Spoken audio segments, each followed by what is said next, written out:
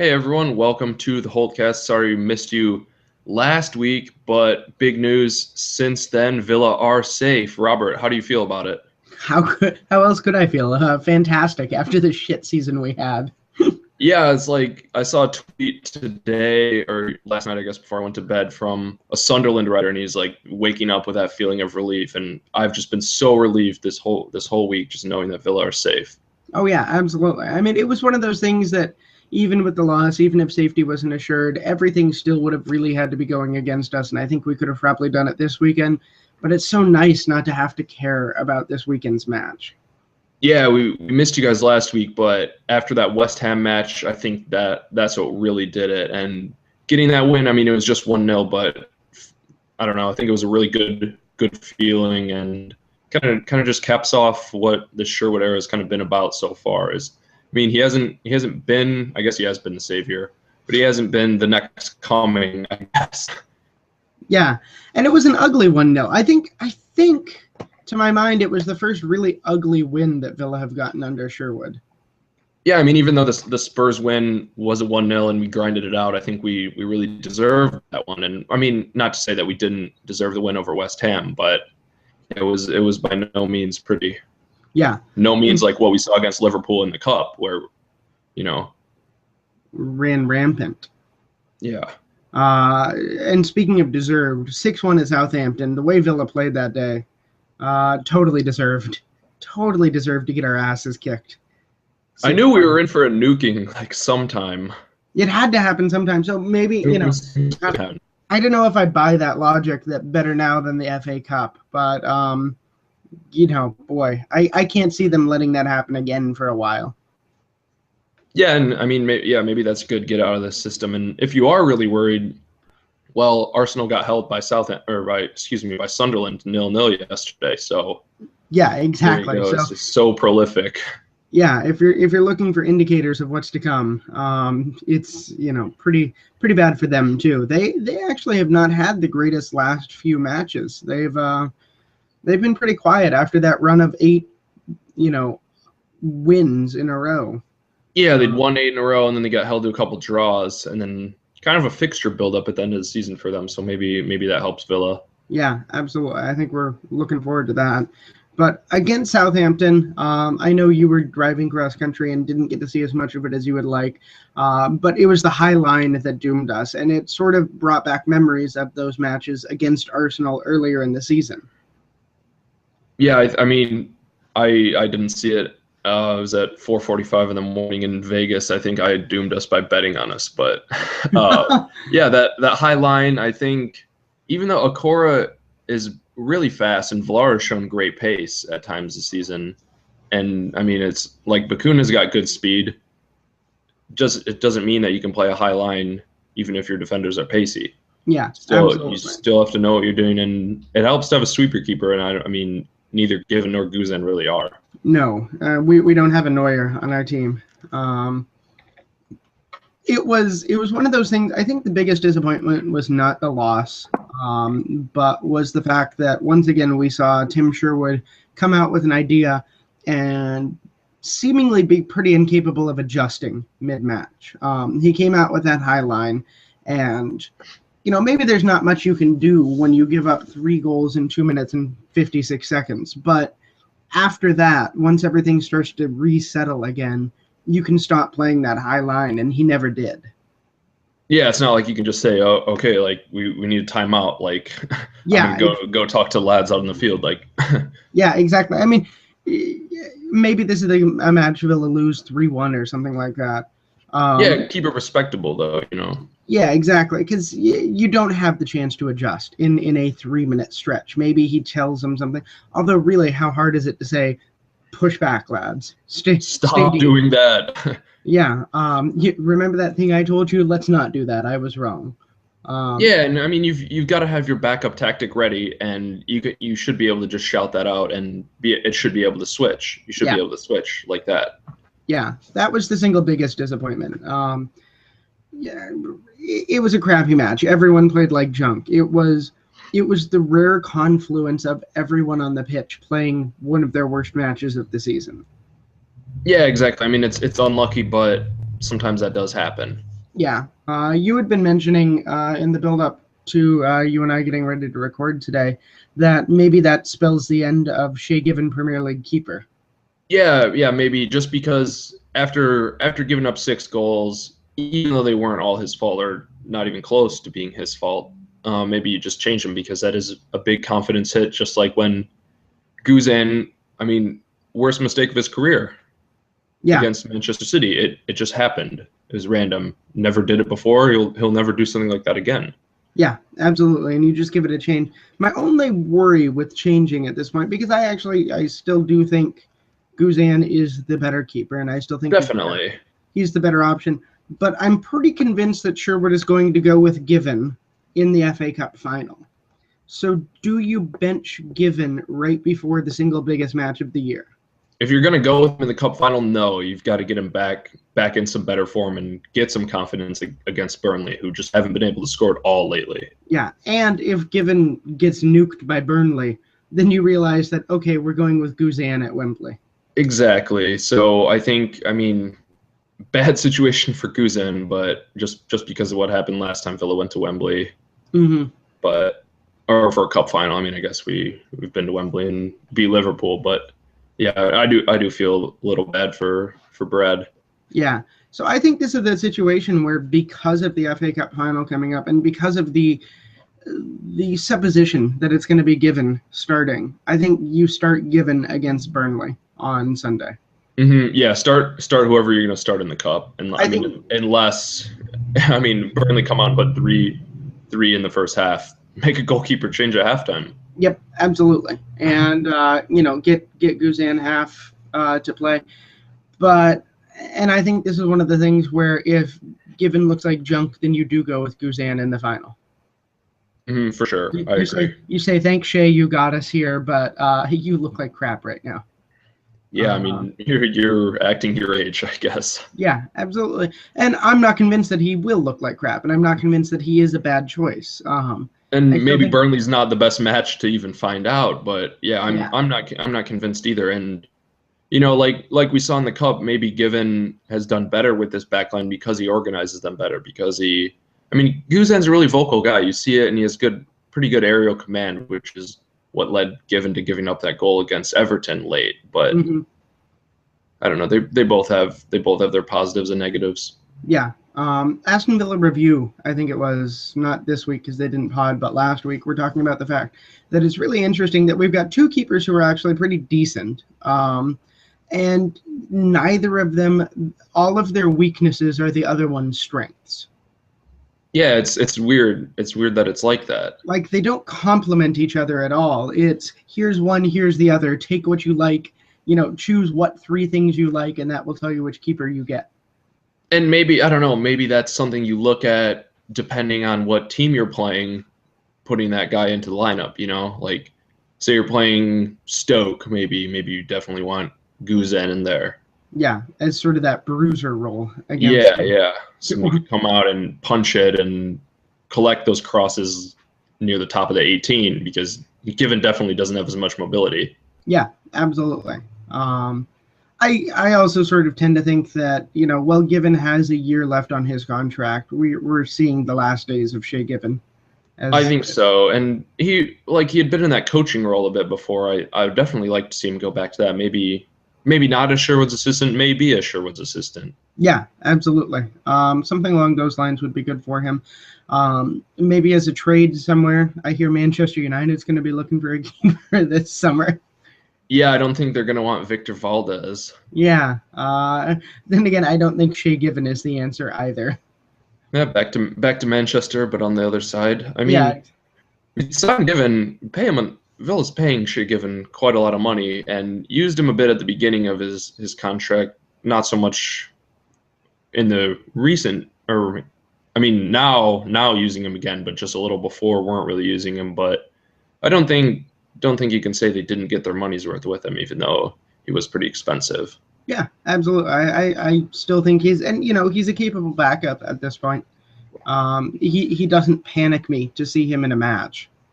No, it's not like Andy Marshall has to come in or something, And of course, we still have Jed Steer out there somewhere. Yeah, I guess so. I mean, and Ben Seagrass just got injured, which is bad news. But Yeah, poor guy broke his leg. what? He's still 23, I think. Yeah, but I think he's out of contract at this Oh, summer. Yeah, so the poor guy broke his leg just as he's running out of contract. yeah, that's terrible luck. That's sort of the thing where you kind of hope that Villa, do something nice there. You've seen it. You've seen Villa do that in the past, though. Like look at Delph and Downing. Stick with a player It's through not, injury. and especially someone who's in the youth academy and isn't going to be massively expensive. Exactly. So I think that's the kind of player that, if Villa were thinking of holding on to him, now they definitely do, and just do it super cheap. Yeah, so there's something random that totally wasn't on the agenda. Address the Ben Seagrass situation, but Yeah, absolutely. Yeah, just like we wrote this up, right? yeah, but yeah, I guess. Sorry, I think it cut you off a little bit on the Southampton talk earlier. You have any final thoughts on the match? It was junk. I'm done with it. It's in the past. There's not much to learn there. Everyone had a terrible day. Benteke still got us some fantasy points. Yeah, absolutely. And the chances of everyone totally having a crap day like that all at the same time again are pretty slim. It was, you saw in RJ's player ratings, no one got above a 4, and it was hard to argue with that. Yeah, exactly. At first I was like, oh, wow, this is harsh. But then if you think about it, not really. No, it was pretty fitting. That struck me as really fair. So yeah, it's in the past. We're done with that. A few hours later, it didn't matter anyway because Tottenham beat Hull for us. Yeah. Even though our goal difference is terrible now, it doesn't really matter. Yeah, and thanks to the London clubs for doing work. We had Arsenal beating Hull and Tottenham beating Hull. Yeah. Thanks, guys. Yeah, we appreciate it. The two clubs that hate each other most, uniting in one cause to help Aston Villa. To sink Steve Bruce. Maybe they will go down alongside with Burnley and QPR, who we already knew were going down. But Hull still 34 points, Newcastle 36 points.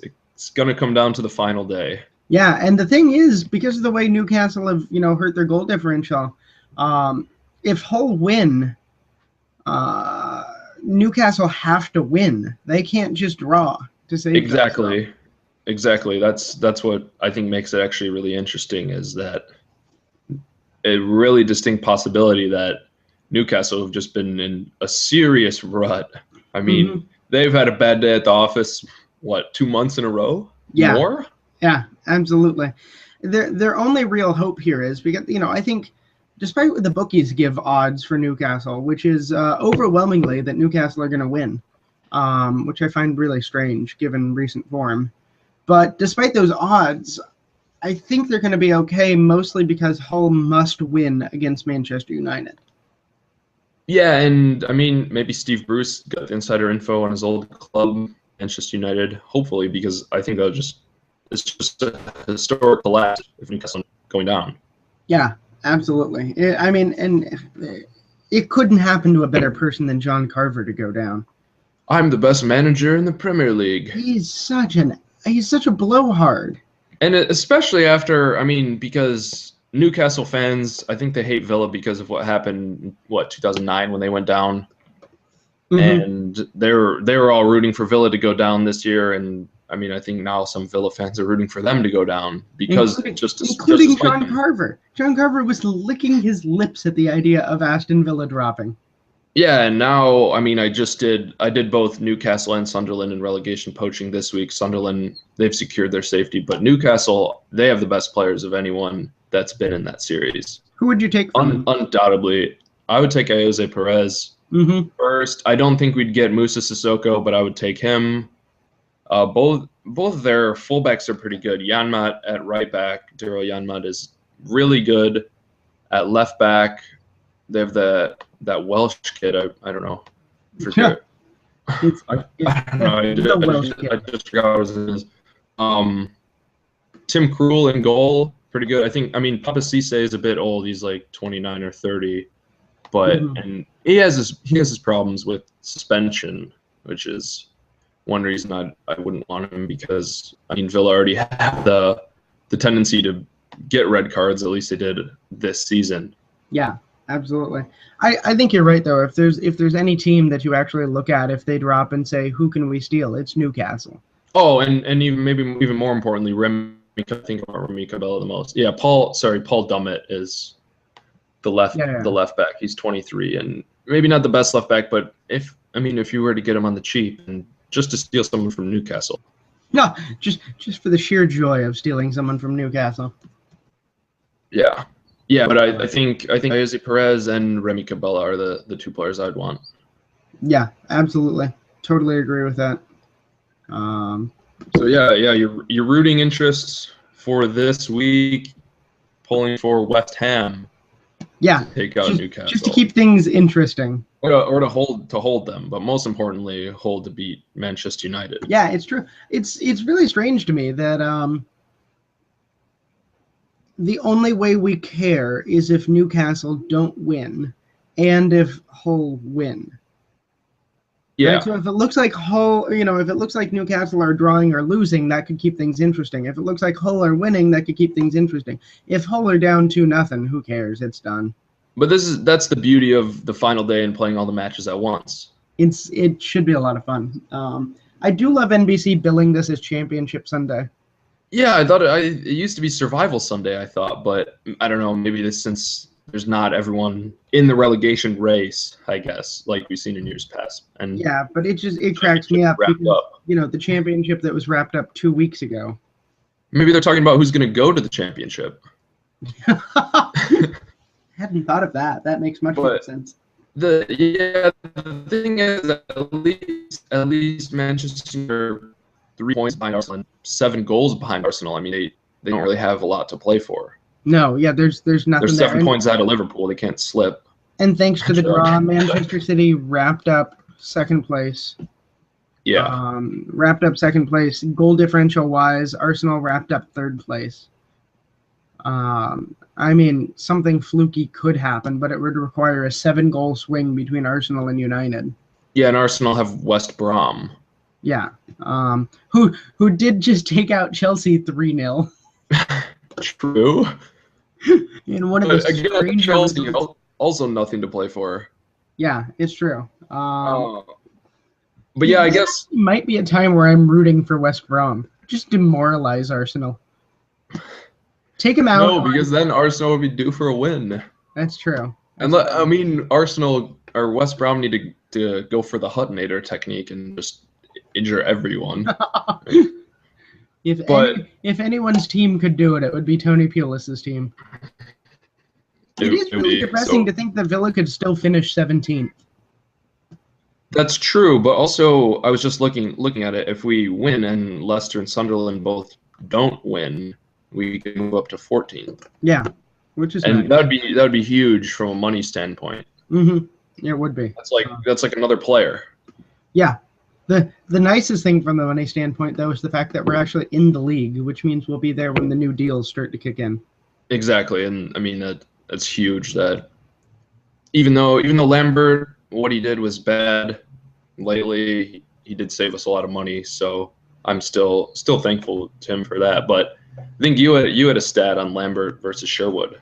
I was intrigued because the Southampton match did sort of expose some of Sherwood's problems. I don't think there's any denying the fact that he absolutely unquestionably saved this club. And I was intrigued because you said, was that his 6th win? Look, and in the league, it was his 5th win. His 5th win in 12 matches, as opposed to Lambert, who had 5 wins in 25 matches. So Sherwood is winning at twice the rate. He had 5 wins. Yeah, Sherwood is winning at twice the rate of Paul Lambert, which is sort of incredible if you think about that. Yeah, I think incredible is an understatement, really, because we saw Sherwood come in. He said, "All right, I need 6 wins to save the club," and he wasn't far off. But I was worried that he meant 6 wins in the cup and in the league, and I was like, "Oh, have we used up all our wins that we're gonna get?" Because FA Cup final is really that would be even more than the icing on the cake. I think just for staying up this year. This isn't even fair, but if you just take Sherwood's wins and assume that everything else was losses, which they weren't, but let's just play that route. If you do that, he's on pace for a 47-point season.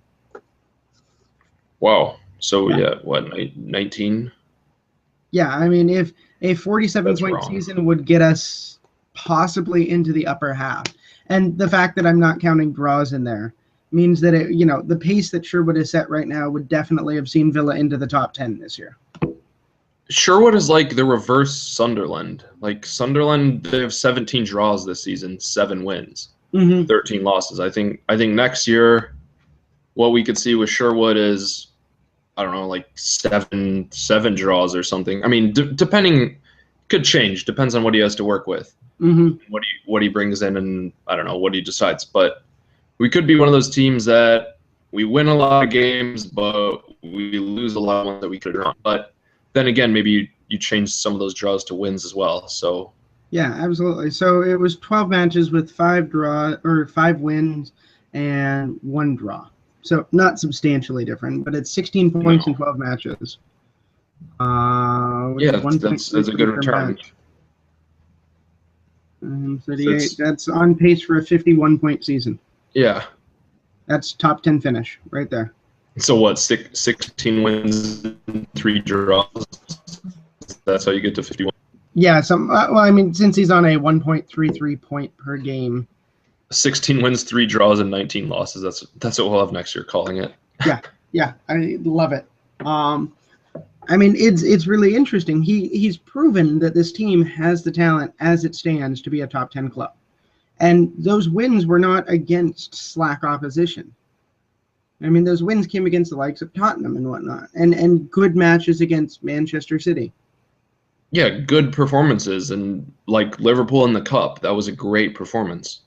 Absolutely. And I mean, even beating West Ham 1-0, that's a good result, Yeah, absolutely. That's the kind of thing you need. So, with Sherwood around, I actually wonder if this could be a top 10 club. But the big question is, like you said, what does he do in the summer?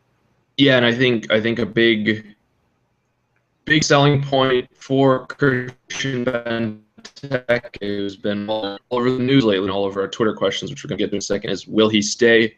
I don't know. Personally, I think he's going to stay, but some of that could depend on if Villa get to Europe, get to the Europa League, win the FA Cup. And, I mean, that's a big selling point. Yeah, I also like the way Tim Sherwood's been talking, which is, we'll sell if we get the right price, but no one can afford him. Yeah, and personally, I still think 50 million is the right price. Yeah, but and I wrote back in January, February, something about how selling Benteke is what the club needs to do, but then again, that's before you just want to tear and save us again. Yeah. So, and the interesting thing is, maybe 50 million is a little high, but I almost agree with you on 50 million. Is Benteke worth 50 million? No. But could you get 50 million from another English club? Maybe. I don't know. Since he's not English, it may bring him down a little bit. But I think it's still the right price, because the right price doesn't mean what he's worth. It means what's the right price for Aston Villa to sell him at. Yeah, was Gareth Bale worth all that money? No. If someone comes in and offers 50 million, that's the point at which you go, sure, okay. Because you can pay 20 million for another striker that'll replace Benteke, and then you've got 30 million left to bank and build on. Exactly, and it was like a tweet from Aaron I saw a while ago, and it was like, eventually someone's gonna accept my 50 million counteroffer for Benteke, and then I'm gonna be totally effed, like in FIFA, and like yeah, of course that's what happened to me before, and I mean it's hilarious, but it's true. Yeah, no, exactly. I mean, I don't think Villa be screwed because not necessarily replace him, but you could get another striker, and if you can go out and spend 15 or 20 million on a striker, you're going to get someone good. Yeah, absolutely. And so you mentioned the Twitter questions, and it's really interesting. All the 3 of the first 4 that we got were all about Benteke. Where will he play next season? What will he do to celebrate his hat trick against Arsenal? Haha. And what alternatives are there for Sherwood to convince Benteke to stay? To convince him to stay, I think the easiest alternative is look at how you played under me, lad. I think another one is also we're going to bring in other quality players into the squad. and we're going to get to Europe next year. And if not, okay, thank you. You've been great service to the team. Hopefully someone outside of England, but if not, well, you deserved it, and we're going to cash in. Yeah, absolutely. Or take a look at us in January. If we're not doing well, we'll exactly. I think that's fair. Yeah. I've been really surprised at everyone just instantly flipping from, because for about a month there, it felt like we all sort of seemed safe that Benteke would stick around for next season. Yeah, exactly. And I mean, next season, I think it's make or break. Like now the narrative is flipped, and everyone just sort of assumes Benteke's leaving if we don't win the FA Cup, and I'm not sure I totally buy that. I'm not sure either. They seem like sort of false questions to me. Assuming you do sell him, though, use that money for a Charlie Austin type or something along those lines. Exactly, and we just had an article up on the site this week about targeting Charlie Austin, and I think QPR would probably accept 15 million for him, seeing as they're going down. And Charlie Austin, he's really a player who I would like to see in a Villa shirt. He's a good size, 6'2", can score with his head, score with his feet. He seems to get in the right place at the right time, like when he scored against us. Yeah, they're going down, and they have massive fines to pay. Exactly. They need to soften the blow. So they'll be looking for some money, but Charlie Austin's not going to go to a Champions League team. I mean, did you see that article that there was consideration that the Championship wouldn't allow QPR to play? Oh my God, that would be amazing. Like, and it turned out the Championship said, no, we'll take them. But even the simple fact that was considered. Exactly. Like, good God, you guys are screwed. I mean, QPR have some other players who I like as well. I think Leroy Fair, I know I won him last year from Norwich, but yeah, him in the field. I wonder if he'd go back to Norwich. Well, I guess they're not going to go up. Yeah, I guess my problem with Leroy Fair at this point is 2 teams in a row that he's been a relegation player on. Yeah, but really, I don't think Villa are going to be in the relegation picture at all next year. Knock on wood, but. I don't know. Maybe he's the albatross around those teams' necks. Yeah. I don't know. That's 2 teams in a row that had him in common. Yeah. I don't think we play with that fire or that fair. Ha. I don't think correlation implies causation, but no, it certainly doesn't. But I guess that leads us to our next question from Mark Bannister at 1874 FC. No Holtecast last week. Do you feel personally responsible for the 6-1 hammering? If not, why not? I mean, I said I did feel responsible just because I bet on Villa, but not because we done best. Yeah, I think it's more the betting on Villa. Yeah, which is the point. Which we're fucked because I put a bet on the FA Cup and I put one on for you, Robert. Yeah, you were in Vegas and you told me you bet on the cup, and I said, oh well, hell, if you're there, will you bet for me? And you graciously obliged. So Jack and I are looking to use our winnings. 1 Villa win in 90, correct? Yeah, in 90, and I also have I also got Barca to win the Champions League final with it. God. So. It's like 10-1. I was like, Vegas has shit odds. Never bet on sports in America because all the bookies are terrible. Yeah, the odds were pretty also, rough. Side note, if anyone can set me up like a Bet365 account or something, I'll give you like 20 quid. I need a foreign address. I'll pay by you the money. Joking, federal agents. He does not mean that. He's joking. Don't come raiding Jack's house. God, it's so dumb that we can't bet on sports here. No, but we have FanDuel where you can do a 1-day fantasy league. So just do a coin flip for $50 when you can. Okay. Yeah. All right. We could go have a podcast about that for days. But anyways, other transfer business for the summer, we signed Scott Sinclair permanently, which I was really happy about. I mean, he started off a lot better. His Villa career started off a lot better, but he's still been a pretty useful player. And I mean, I think Charles Nzogbia's Villa career, while it's been revived, I think that's going to be short-lived. Yeah. And especially with Jack Grealish, the emergence of him. The thing that was really surprising to me was that signing Scott Sinclair was not a choice, but rather an obligation. Really? I didn't know that it had been written into his contract that it was if Villa survive, they must purchase Sinclair. Okay, so well, he didn't do it himself, but he did score some important goals in the cup. Yeah, absolutely. So, I mean, yeah, I have no problem with him. I think maybe 2.5 is a little high for him, but Oh, it's that survival money. Yeah, exactly. And I would have paid 2 for him. So really, I'm quibbling over $500,000 here, which is not worth quibbling over. Yeah, come on, Robert. Just pay the $500,000. You got it. Like, right? Yeah, absolutely. Look in the couch learner. Like, it's so funny what football does to our sense of economics. Like, two normal human beings were like, holy shit, £500,000. And to a football club, it's like, yeah, just fork it over. Whatever, it's $500,000. It's sort of bizarre to me. So, yeah, we've got that transfer business. There's the question of Tom Cleverley. Everything he said seems to make it look like he's happy to stay. Tim Sherwood wants him here. Exactly. He's Sign playing for us or I won't play you in the FA Cup final. Yeah, that'd be quite the ultimatum. I mean, I'm not sure if we could do that. I think we still need him either way. But, I mean, yeah, some speculation. What, Paul Scholes said Everton? Like, piss off. Come on. Yeah. Like, yeah, absolutely. One, I'm not sure if you'd get into Everton's team because even though they've had a down year, they still have some great players. And, I mean, he wouldn't be guaranteed starting, but I think he'd be a squad rotation player. But yeah, I mean, he's playing so well under Lambert. Why would you change it up? Yeah, absolutely. And with the knowledge that he's playing right next to a guy who seems to be a pretty regular England midfielder now, Fabian Delph, why not add incentive for England to choose Cleverly, right? Oh, if we exactly. We get a pair that know how to work together. Yeah, look at how I don't know that like this. It's stupid to compare England to Spain, but Spain with all the Barca players, that was a total reason for their success. Germany a bit with the Bayern players, they had quite a few of them, but I mean I think it's I don't know. You play Ultimate Team, you have the chemistry of it.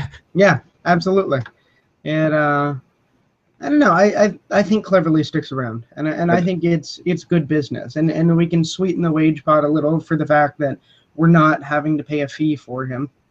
Exactly. I mean, yeah, and of course, we've talked about it a million times, but we didn't want him signed permanently in January just because that fee was expensive. He wasn't playing amazingly, and thirdly, he was going to be free in the summer. Yeah, and in January, if you would ask me, do you sign Tom Cleverly, the answer is no, unequivocally no. He was even if we swapped it for Villar, who we wanted to dump off and laugh at Manchester United when he was on the training table for 2 years consecutively. Yeah, yeah, but it's so I think he's our other business. Other than that, a left back needs to come in. Left back, definitely. I think that can be agreed upon. And I don't know, is there someone out there that has one good left back that they'll trade for 4 average ones? Because we have Joe Bennett, Antonio Luna, Kieran Richardson, and Ali Sissoko. Mm-hmm. Yeah, absolutely. Maybe we could pry. I still wish we would have gotten Aaron Cresswell. Cresswell, yeah, he was. I think at the top of my list last summer. I mean, Bertrand would have been amazing. He had a great season for Southampton. Clearly unhappy here that. I mean, he won a Champions League medal. I mean, kind of deserves to at least be playing in Europe again, like with Southampton. But yeah, Cresswell I think is the big missed opportunity. I think if there's any way you can get him off of West Ham, you do it. I think West Ham could lose some players because if Big Sam, his contract's out, if he leaves, I mean, who knows? Yeah. It could be, who knows who they appoint, what their goal is. Maybe next season they'll just try to scrape by and survive. Did you see the rumors of Rafa coming to West Ham? Yeah, that would be hilarious. Like legitimate rumors, not just some bullshit made up. Like, I can't even begin to comprehend the idea of Rafa Benitez at West Ham. Yeah, I would. It would be amazing. I think Aston Villa review. I think they would start watching West Ham. Because everyone would be watching West Ham, honestly. I don't know why he would. I mean, there's been that rumor for years that he wants to get back to the Premier League. Yeah, I don't think that's the right club to do it. I mean, maybe he'll make more money than he does at Napoli, but that's because it'll. Just hold your breath. Louis van Gaal is a bad month away from being sacked. Yeah, seriously, and I mean, maybe being replaced by Pep, but Yeah, no kidding. I don't know. I think we need a left back. I don't know who. I would love to see Cresswell. I don't think that happens. I really like Cresswell. I don't know why. He's one of my favorite players in Football Manager. Puts in a lot of crosses. Yeah, I always try to go in for him in Football Manager, and sometimes it works, sometimes it doesn't. Yeah, and I mean, I guess the last thing I had on the agenda was Carlos Heel, who, according to our Slack conversations between 7,500 whole writers, no one thinks he's staying. No, I don't think so, which is a shame. Which is, massively disappointed. But I was thinking of it the other day. I think he is going to be Tim Sherwood's Jean McCoon. Oh my God! Why do you have to mention that? But tell me there's not some similarity. Yeah, exactly. I mean, I wish we would have had Jean McCoon. I think he's a really great player. I always used him in FIFA, and really, I know I don't think Kirsten watches or listens to this, but Michael Bradley as well. Oh yeah, absolutely. Which, I mean, he's obviously massively overrated because he's like America's second best player, I guess. But third, I guess if you count Tim Howard is America's number one player ever. But yeah, I don't know. I think Hill's gone, which is a shame. But I think we'll be able to get back however much we paid for him. Close. I don't think we're going to end up losing anything or very little if we do. Yeah. So it was an experiment that was nice. I think we'll look back and regret the fact that we don't use him more or didn't use him more, but I'm pretty sure he's gone. Yeah, he got me like 500,000 loops on Vine, so I was like, okay.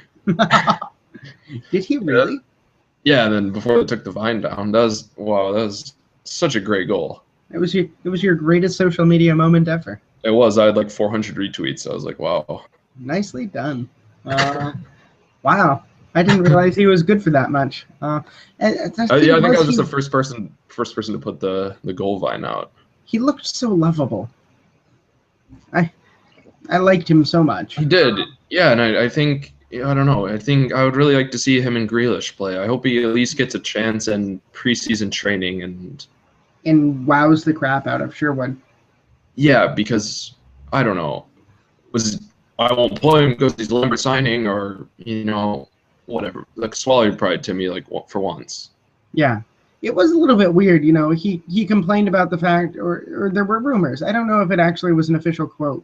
But he complained about the fact that Bent was loaned out, and he really could have used Bent. And then when Bent was eligible, Darren Benty. Now that Bent was eligible again, he told him, "Nah, piss off. We don't need you." Yeah, but at the time when he would have came back, you don't want to mess up the chemistry. We're rolling. Yeah. Before Benteke is not doing anything. Yeah, that's true. But yeah. I don't know. I'm glad Darren Bent era is over, even though I have his signature on a Darren Bent Villa kit. But it's fine. You can wear that with pride. He saved us 1 year. It's a nice shirt. It's the white checkerboard one, the away from. I like that one. Yeah. Finally, I think Burnley this weekend, glorified friendly. Yeah, glorified friendly. Burnley are down, Villa are up. Which is a relief because going into it, looking at it a couple months ago, even a month ago, oh shit, this one could really decide the fate for both of these clubs. Yeah. Both the Clarets and the Claret and Blues. Yeah, absolutely. It was looking sort of horrifying. But it's a glorified friendly. I hope we get to see some youth players. A little part of me really wants to see Russian Hepburn Murphy again. Yeah. I don't know why. I kind of adore that kid. Maybe this is the game where Grealish gets his goal finally. Although it might as well wait another week just because it would be a bit of an anticlimax in this. Yeah. But, I don't know. Maybe you would get more confidence. So. Although then again, think of what the atmosphere is going to be like. We're safe after a crap season. Everyone's going to be singing about going to Wembley. Yeah. Just don't run on the pitch. The fans are going to love the lap of honor at the end of the game. Yeah. Because I was thinking of writing this sometime before the FA Cup final because I don't want people to think, if Villa win, that's the only reason I'm writing. This is the most enjoyable and likable Villa team that we've had in a while. I think so. This bunch under Sherwood. Yeah. Sherwood came and it may be just, confirmation bias or the fact that it's really recent, but he flipped the attitude. I love this team right now. Yeah, it was such a poisonous feeling around Villa Park. Yeah, so late days of Lambert. Yeah, this may not be the best team for a while, but just because of the fact that it feels like a breath of fresh air, and because they got to Wembley and did so in such fun fashion, it's the most enjoyable Villa team in ages. I think the atmosphere is going to be crazy on Sunday for a meaningless match. There's definitely an argument that it's the best team, at least since 2009, 10, 11, when they finished 10th. But yeah, could be. And I mean, next they'll really have the chance to prove it next year, I guess. Yeah, the best Villa team of this decade. The best Villa team that I've been a Villa fan for. Yeah, so. Exactly. But they're enjoyable. They're fun to watch. I think the atmosphere is going to be incredible because the fans really got behind Tim Sherwood. Definitely. And they really got behind the team, and the team really got behind him. Which was important. If the team doesn't buy into the new man, good luck. Yeah, exactly. So I think Sunday should be fun. I'm looking forward to it. It's nice that it doesn't mean anything. It's nice that if we want to, we can rest some players, maybe give them a day off. That was kind of the question. Do you want to rest the players? Because, I mean, an injury to Benteke would be devastating. Yeah. Grealish, Delph, Akora, or Villar, because we don't have any other freaking center backs. Nathan Baker was back training last week. Yeah, so he's good. Yeah, I saw he still might miss out. I mean, maybe he'll make the bench for the cup final, but yeah, and he's good for 5 minutes until he re-injures himself. Yes, but I mean, I guess that's really the only question. But yeah, it's all the games at that time on Sunday, and then next week we'll have FA Cup show. So talking about that, kind of recap of the season and a little bit, and then FA Cup. Yeah, just as a preview, look ahead to next week because we are going to have wall-to-wall coverage, and we're going to be doing it in coordination with the Short Fuse, SB Nation's Arsenal blog. Yeah, so big FA Cup blowout. So yeah, we're going to do all sorts of stuff next week. We've got some awesome graphic stuff coming from Bennett. We've got some great graphic stuff coming from Alvin too. I'm really looking forward to next week in the FA Cup. I think we're going to do some amazing coverage next week. Definitely. And even though this weekend's match isn't as big, we'll still have all the coverage for you at 7500tohold.com. So be sure, you probably already like us on Facebook because Facebook's been blowing up lately, and follow us on Twitter for sure. But yeah, keep checking the site. We'll have the match previews for you as well as live coverage during the match. So for Robert Lintott, I've been Jack Grimsey. Thanks for listening to the